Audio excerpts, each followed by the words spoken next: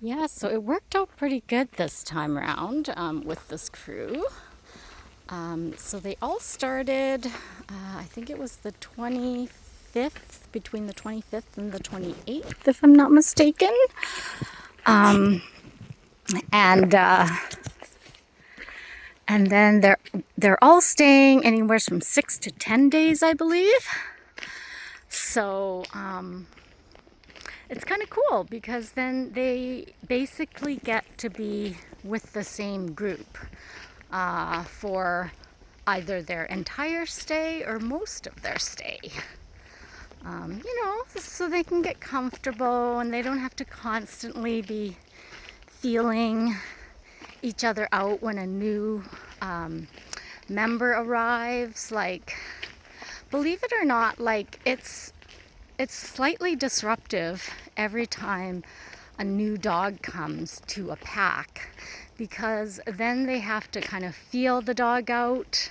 The dog has to feel each of them out. And then they kind of have to go through, like how to treat each other and how much space to give each other, and yeah, just a lot of the social nuances that goes on that we're really not aware of when we're owners of a single dog. like, like I constantly live in a pack with these guys. When I do my job. So, so I notice a lot of these things. And that's why I think the energy, so every time I have a meet and greet, it's really funny to watch how the energy changes. Like the energy just usually skyrockets, especially if it's a super active or hyper dog. Or or sometimes like an extra confident dog sometimes. Yeah, because like I said, like they each have to feel each other out, so it's so nice when I can have like such a cohesive group like this, and they remain like that for most of the duration of their stay. I know I love it. I'm sure they do. Like they're just very settled and just very relaxed. And honestly, it's not something obviously that I can control, right? It happens, it happens. But this time with this group, it worked out really well. Yeah, and they all have like just really neat, unique personalities. Some of them are playful, some of them are just, kind of like, yep, I like my own space.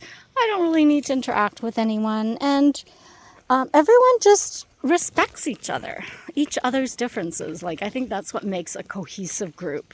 Not necessarily that they're all playful or they're all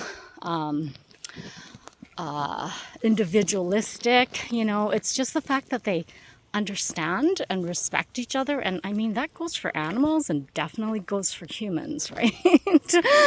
Like, I think that's why I love dog sitting. Like, I learn so much from it, and it all transfers to us. But I think dogs usually are very natural at it, if we allow them and if we have the confidence in them.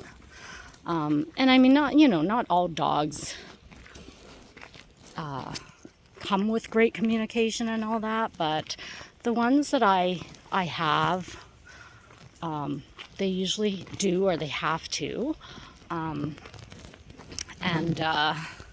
Yeah, because if they are disrespectful, it really disrupts. It really disrupts the group. Yeah, and they can be individualistic. Like they can each have their own personality, but it's the sense of respect. Like, for example, with Charcoal, like he likes his personal space, and he doesn't necessarily need to interact with them. And so they just need to respect that, right? And so when he first came, like Penny, and he's sort of the polar opposite of Penny, who is a complete social butterfly. kind of like Kate. Kate's a social butterfly as well. But Penny is almost like the extreme. Like, she has to say hi to almost everybody at the dog park. She loves both human and dogs, and she gets along with just practically everybody. So when she tried to play with Charcoal, Charcoal like gave her a growl and said, "Hey, it's not for me," And I think it might have taken probably 3 times, but then she gets the message, and so she just leaves him alone. And he wasn't aggressive towards her. He was just communicative.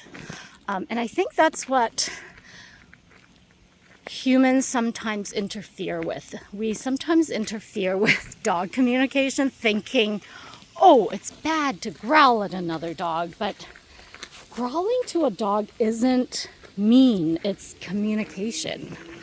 Yeah, I learned so much with these guys. And I love learning, so I can't go through life without learning. So I thrive on learning, so I think that's why I love what I do. It just really jives with who I am. Yeah, and these guys are great teachers. If we have the patience and the time to observe them, to respect them, and kind of to really listen silently, they are amazing teachers. I know, every time I start a dog video, yeah, I'm a little weird. Like, I'll start off and I'll talk about something, and then my rant somehow turns into like a philosophical lesson or a philosophical talk. It's a little ridiculous, but it is what it is. And we are who we are. Same with my kids. It's really funny. They'll start asking me a question, like something simple, like a yes or no, and by the time I'm done ranting and rambling, uh-oh, you okay, bud? I've turned my answer into a philosophy lesson. Yeah, I don't know, like, Goldie, how come you keep eating weird stuff? So Goldie ate some grass and threw up, and so did Charcoal. So I don't know if they got into something, if it's like the river water, but like they don't have diarrhea or anything, so it's not their tummy, like as in nothing's necessarily wrong. I just have to pick that up. But oh, Kate, you did not just step on that, Kate, did you? Oh my goodness.